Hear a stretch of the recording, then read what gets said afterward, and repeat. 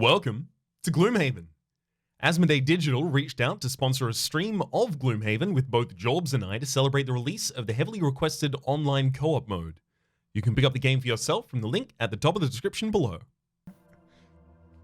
We are both relatively new to Gloomhaven. I have played all of 2 hours. Rhapsody has played all of 3 hours, maybe? Is that fair? 50% more experience. 50% more experience. We're gonna do our best. Do we want to start on easy, normal, hard, or insane? Probably just normal. Fair enough. Alright, and into the quick start. I am known for playing games I've never played before on the hardest difficulty the first time. And then I complain about how unfair they are and often decide I don't like them. So,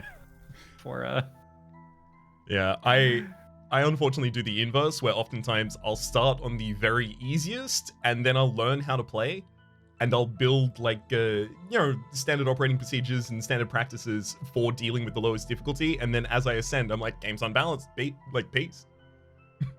That is exactly why I start on the hardest difficulty. But the problem is, like, I bounce off the game entirely a decent amount of the time. Yeah, bound to happen. All right, invite code is in Discord.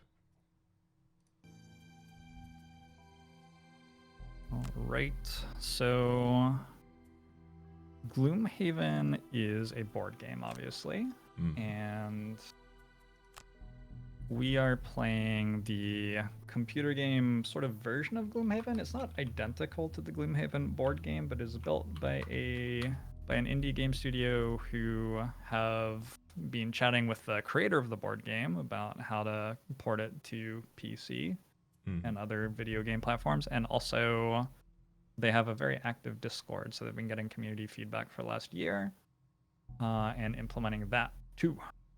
Yeah, and I can definitely say for my own part, it's come pretty far, because the last time I covered it was a year ago, and it's night and day in terms of the amount of content in the game at the moment. All right. I want to play the Thorns person, Cragheart. Sure. I will take a ranged AoE healer in the Tinkerer. All right. Do you want to set a trap? So we're doing the same thing as in our preview test stream. Perfect. So we know vaguely what's going on. The Tinkerer has some fireballs. Cragheart has like retaliation and a few heals and a few ranged attacks. He's actually like really balanced. I enjoyed playing him. The small amount that I did. Have you seen any of the alternate cards that you have access to at the start here? I've looked at them, but I have not tried switching to any of them. Nature's Lift. Oh my gosh, they give so much experience. Heal.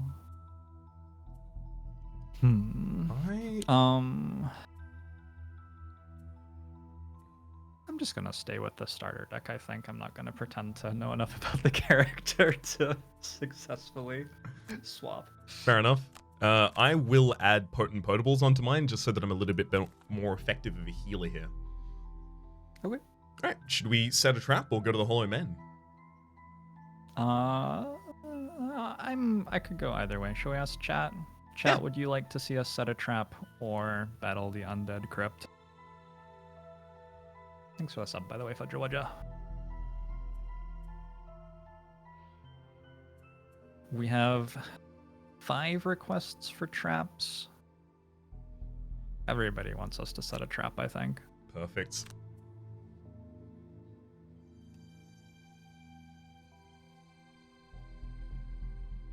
I'm hoping that we get enough experience to actually do a level up. I'm excited to see what that looks like. I think we won't in this fight, but if we do like something. Yeah, if we optimize for experience, we should be able to get it in 2 fights. 2 fights? Oh my gosh.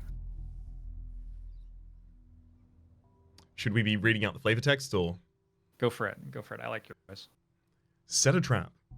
You find a large clearing in a small copse and set it up to look like any normal merchant's camp. As night falls, you hear low voices converge on your location. As they charge into the clearing, you jump up, ready to teach the bandits a lesson they won't forget. However, you didn't expect there to be quite so many of them.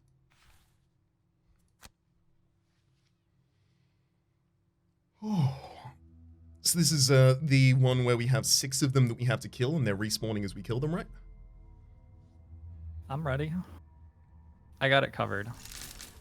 So Rhapsody and I did a test call to make sure everything was working, and we played this scenario, and the last time Rhapsody dealt like more than twice my damage and killed like 4 and I killed 1 or something. I think you killed 5 and I killed 1. Anyway, I'm going to try to do better this time. I was just kill stealing. I was going in, sweeping in for the experience at the very end. Oh, you think so? Mm-hmm. Do you? Well, there's actually, we should be maximizing experience as a party, right? So if I have cards that give me experience when I like get attacked or make a ranged attack or whatever, and you have cards that give you experience for getting kills or something like that, it would actually make sense to do that. Shields on the cards are experience. Allies suffer 1 damage shield effect on ally. I will say I was joking about the experience from getting kills. That's more of a MOBA kind of thing. But I do have a couple abilities here that should be useful. I'm going to summon a decoy on the first turn. And I'm going to deal 1 damage to you, gaining myself 2 experience on the first turn. Sure.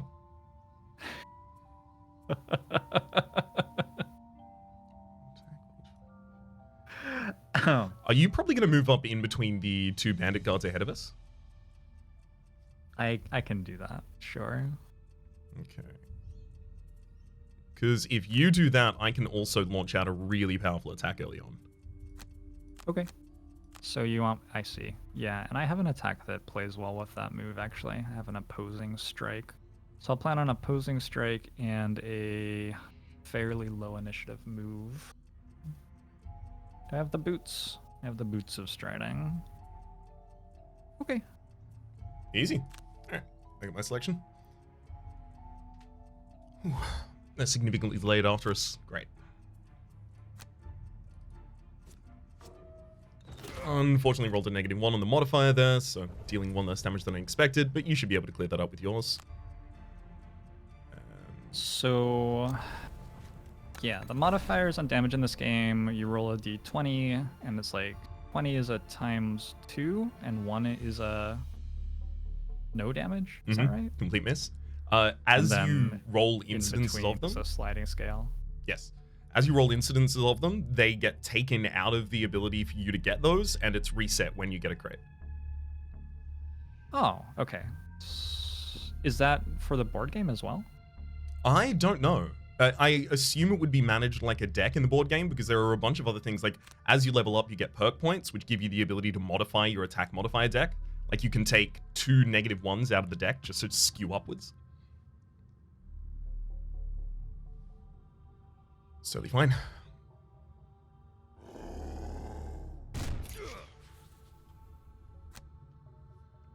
Hell yeah, this is a good first turn.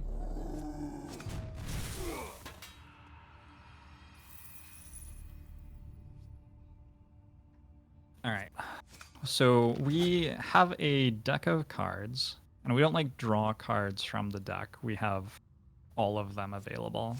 And at the start of every turn, we choose 2 cards that we're going to play. The cards have a top and bottom half. And so if I pick Unstable Upheaval and Avalanche, I could do the bottom half of Avalanche and the top half of Unstable Upheaval, or the other way around. The first card that we play has the relevant initiative value. So I can actually choose to have 75 initiative, which is like going super late, or 13 initiative while having the same 2 cards. And when we use our cards, they are either discarded or actually burned entirely. So if I use the bottom half of Rock Tunnel, there's a little fire thing on the bottom right of it. That means that it's actually burned entirely. I won't be getting it back for the fight, basically. The cards that are discarded can come back a number of different ways, though. Are there ways to get cards which are burned back as well? There is a card in the Spellweaver that gives you the ability to refresh all of your burned cards. I think there might be another one in another class that gives you the ability to get an ally to refresh all of their burned cards. Okay. But other than that, I'm not aware of any. Uncommon. It's, yes. Not a very normal thing. So I'm going to go pretty early and kill the grunt in front of me. If you do that, I can move behind that grunt, and then I can pull the bandit guard off to our right through both of those traps. Okay, that sounds sweet. So I've got a 13 initiative coming up then. Okay, cool. I'll make sure I'm acting on a...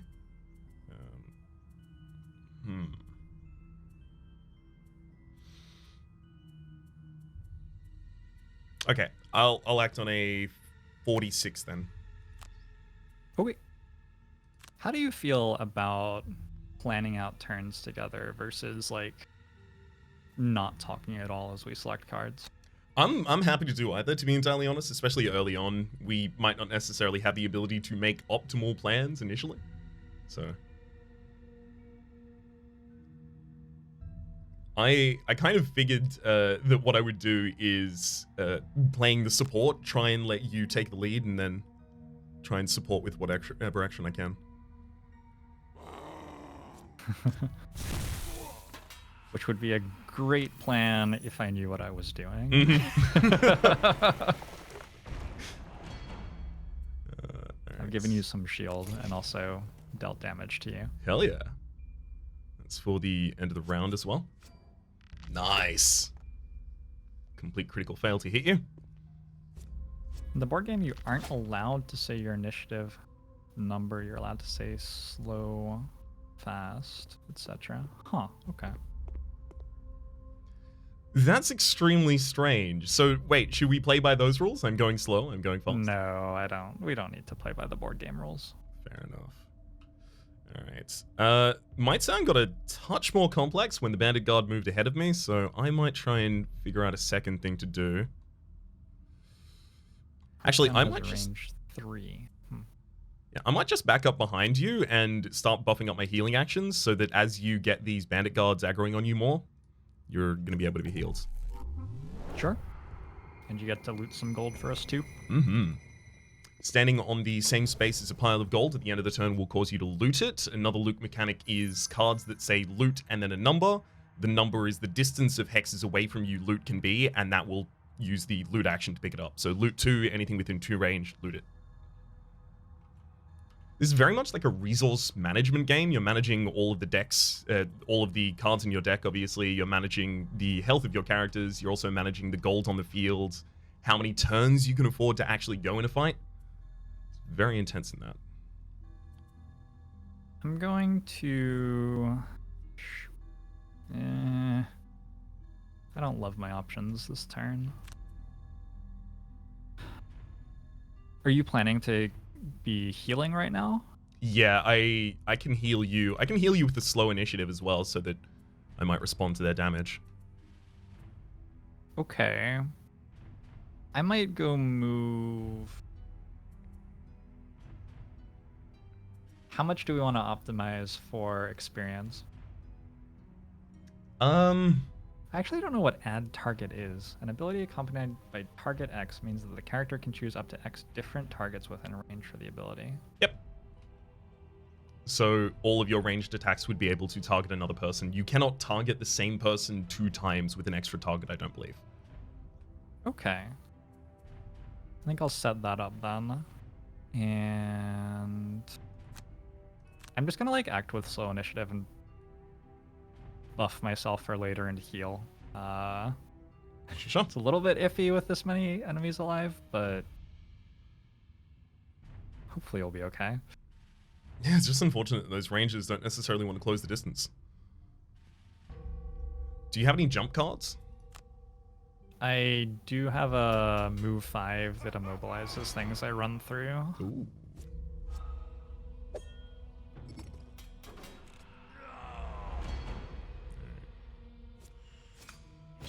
Nice. Thank you for the shielding.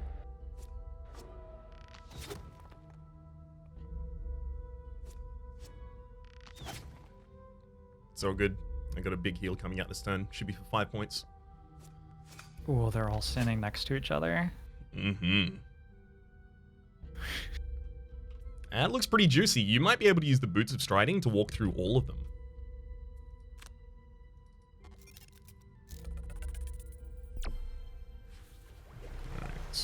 And then I'm actually just going to back up 1 space to get this pile of gold as well.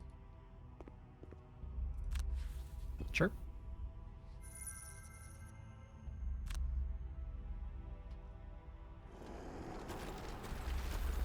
Oh, neat.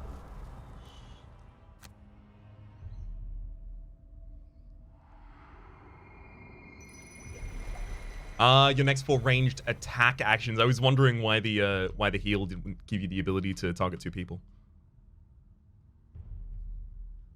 I was actually wondering if it counted as an attack myself. I'm very, like, chaotic neutral. It's not clear to me that healing is an attacking. could go either way. There are a lot of games where healing and spell damage are just 2 opposites of the same coin, and, you know, inverting the healing to deal spell damage makes it count as spell damage. It's just... And it's inconsistent between games, so it's... I'm gonna go... Wait, I just buffed my ranged attacks. Now I'm going to run at them and make a melee attack. This doesn't sound like the right play. It's still pretty good against the bandit archers, because if they stand next to you and try and shoot you, not only are they within range for any retaliation you might set up, but they also roll at disadvantage. So they'll roll 2 attack modifiers and use the worst one. I want to create an earth element. Ooh. Massive boulder creates an earth element. I'm gonna shoot a massive boulder at some stuff. Oh, that would be That seems incredible. good to me. If you target 2 of those with the massive boulder, they're all dealing AoE damage around themselves as well. I might not actually manage to kill any of them, but it will certainly hit them really hard. I'm gonna rock tunnel as well. I'm gonna run up to them. Wait. You'll I wanna also run roll up at to them disadvantage. after. Yeah, but I can run up to them after I throw the boulders, right? Yes. 1, 2. Oh, I can only throw the boulders. I have to throw the boulders 3 tiles. 1, 2, 3, 4, 5, 6, 7. Throw there, throw there. I think this ends up working somehow. All right, I'm down to see it. I'm probably just gonna stay behind here. 1, 2, 3, 4, 5. Yeah. Unfortunately, the obstacles directly to our right are just blocking so many good kills that I could get on those bandit guards. Although the bandit guards are kind of locked out of the field at the moment. That number 7 is very sadly standing behind a trap that it can't get away from. Yeah, it's a little bit awkward. Although I'm going to run right at it, so it can just walk over and hit me with its sword, I guess. Oh wait, which bandits are you going for? I'm going to the archers, but I'm Right. going to go to the tile behind the rightmost archer Got it. in the end. So Oh, there's a tree. Oh, that tree trunk is actually blocking it entirely. Yeah. It's completely locked out. You're right. Alright. I think I might just try and deal some damage to the person next to you and lock them down a little. All right. I'm not quite going to be able to finish killing the archers this turn, but I'm going to leave them at like 1 HP, probably. Mm-hmm. I'm going last? Oh, wow. Okay. I mean, as long as they don't move, that's kind of fine. They all have the ability to, but they are within range, so they're probably just going to attack instead.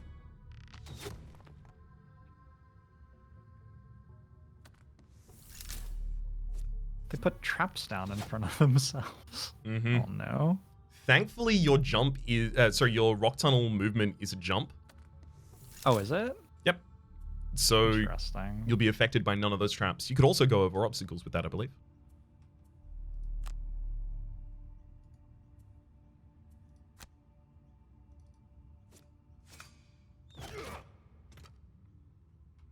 Alright. Take that shot and then just back up a little bit. Actually, you know what? No, I don't want to get in between a bunch of enemies while I've got poison on me. Yeah, I'm going to back up a bit. I have the ability to suddenly burst movement if I need to.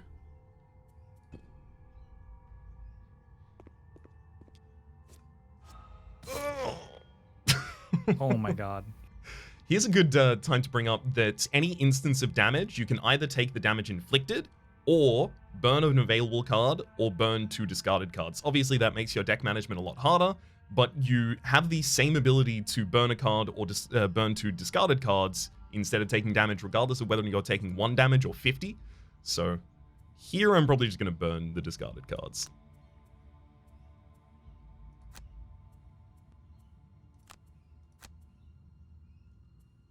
Alright.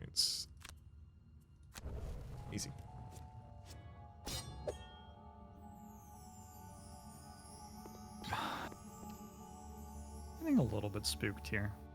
Do you have... So these... Hold on. Yes. The archers only have range 4, and they put traps down so they can't move closer to us. Can we just, like, ignore them? Can we just, like, walk away from them right now? We theoretically could. I wonder if they're possibly easier kills than the others, though. Also, how did the guard get where the guard is? Did it just walk over the trap? Maybe they can just walk over traps. Maybe, but also maybe I just thought a tile wasn't travelable when it was. It looks like it's grayed out, but maybe that's just because there's roots growing over it. Oh, I see. I see where it went. Target all enemies move through with immobilize. And it's a jump. Is there a way to set waypoints as I... Yeah, just click individually and then you should be able to continue clicking for the rest of your movement. Oh, easy. Did I already use my Boots of Striding? I think I already used my Boots of Striding, unfortunately. Oh. But I can still go here. Oh, actually, never mind. Get him. If you roll like a positive modifier on any of this, you could kill a single target instantly. Could have used my potion, maybe. -1 is not quite a positive modifier. You got another attempt for it. There we go. Nice. Okay, I might actually be able to secure 2 kills this turn against the 2 closest targets to me. Okay. I can almost certainly kill one of these. So that would get us out of here. Hmm. 1,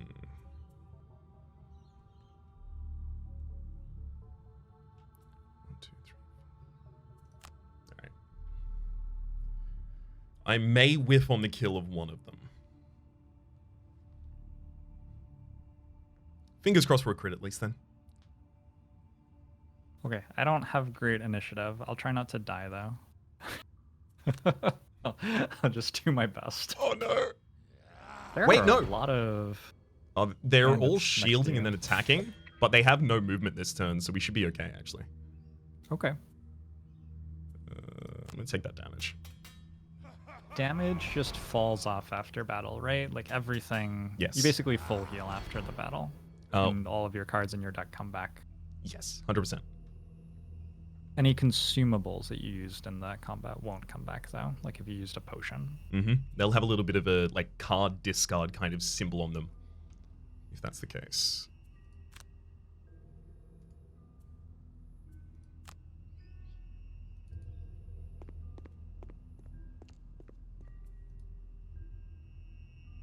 All right, that should be enough movement. Turns out it wasn't enough movement. Uh-oh. Alright. Let's burn you. I feel like my turn just got tricky. It's The okay. wounded character suffers 1 damage at the start of each of its turns. Okay, so that's going to die when it starts its turn. Yes. Archer takes a pot shot against me. I'm burning available. Yeah, I'm going to burn 2 discarded cards, so I still have the ability to act next turn. But past this point, I am starting to look possibly at getting into exhaust, which would just knock me out of the fight for the rest of it.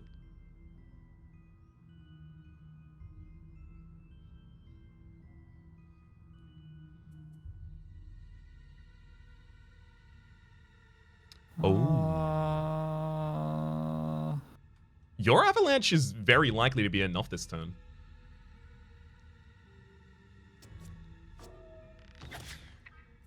Take damage. I need to kill 3. Right? Yeah, you need... Well, I mean, you only need to kill 2, 2. because as soon as that Yeah. bandit guy dies next turn, we're fine. Yeah, hopefully this will work. I was actually thinking about Dirt Tornado because it gives me experience. But Avalanche does as well. it's true. In fact, it gives you more.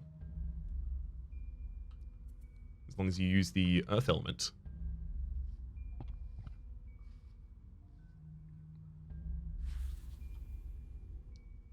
So, short descriptor on elements. Some of the attacks have the ability to infuse an element. The element will be available from the next 2 turns. First turn it's in full power, second turn it's in waning, and then it's gone the turn after.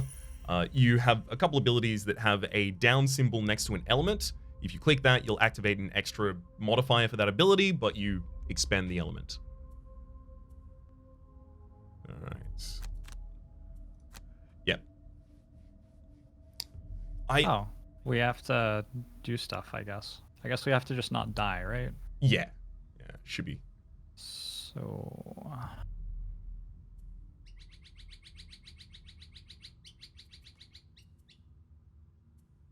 Ooh. I'm going to assume that I'm fine and loot.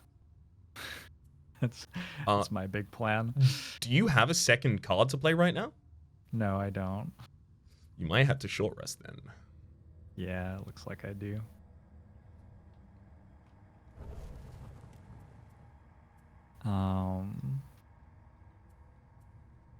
But it's still fine. Mm-hmm.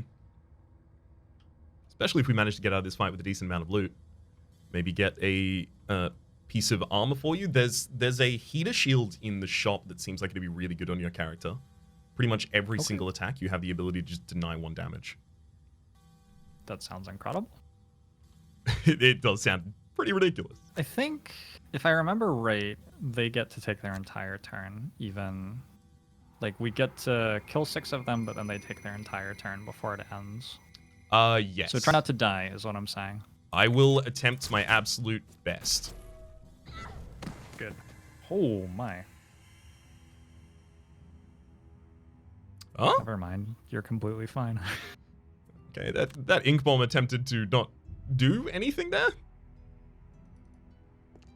Huh. And I can't heal anyone. Yeah, the ink bomb was supposed to be AoE. It was supposed to kill the other target too. Oh, okay. Although it's already dead at the start of its turn due to that wound, so no problem. Yay. Can I use an attack when I have no targets? Unfortunately. For experience. Unlucky.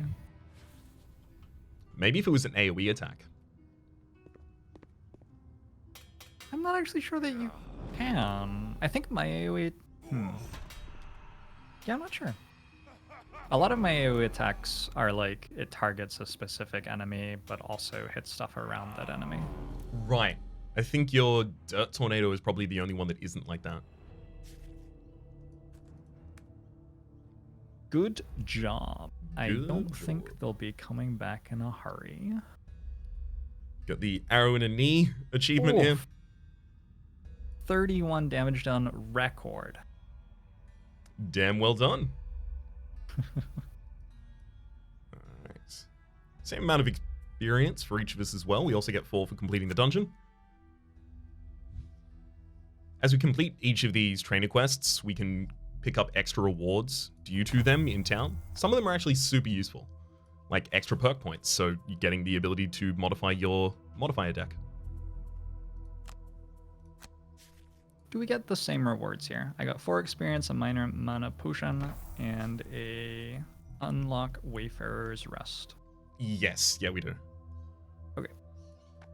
The Arrow in Knee has given us this relic quest, which I imagine is probably going to be an extremely difficult quest that we could take on in order to get a very powerful item. Probably not a great idea to go on right now, though. I really like how the trainer system... Sorry? Hidden in a cursed catacomb beneath the city of Slate is a ring of protection. Cultists and undead. The tomb itself will sap your health. Does it say, does it have like an indication of what level the quest is appropriate for? Not necessarily, it doesn't look like. At the very least, it has the limiting factor, we have to find another town called Slate apparently first.